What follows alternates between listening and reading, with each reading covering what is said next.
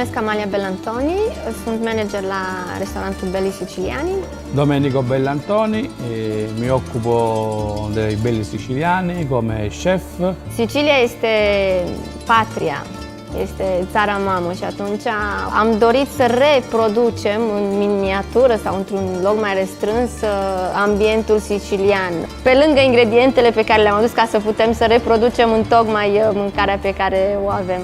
Deși eu am lucrat ca stewardesă și el a călătorit o viață întreagă cu avioanele, nu ne-am întâlnit niciodată făcând același traseu. Ne-am cunoscut în schimb într-un tren mergând spre Repubblica Moldova. La Romania è bella, mi piace come nazione perché ha una popolazione buona e ci sono tanti progressi in Romania. Specialitatea casei se numește gamberette zucchine. Il mangiare, a parte gamberette e zucchini, è tutto buono perché vengono dalla Sicilia. La Sicilia è magica. Perciò qualsiasi cosa che viene dalla Sicilia, fatta qui, è come se fosse la Sicilia. Ecco perché è buona. Un eveniment foarte, foarte important și cred că a fost singurul care m-a emoționat.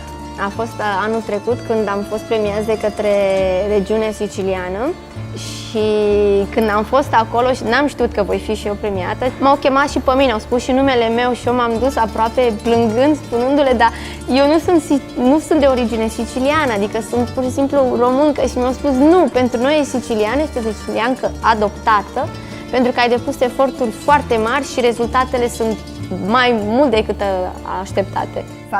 Familia siciliană e tot. E tot. Fără familie nu există, nu mergi înainte, nu ai un scop în viață.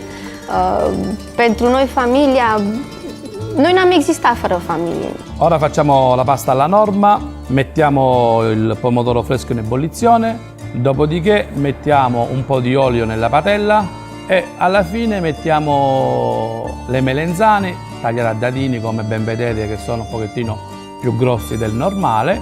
Mettiamo la pasta, la facciamo abbastanza al dente e dopodiché gustiamo questa semplicità, perché è una semplicità ma è molto buona.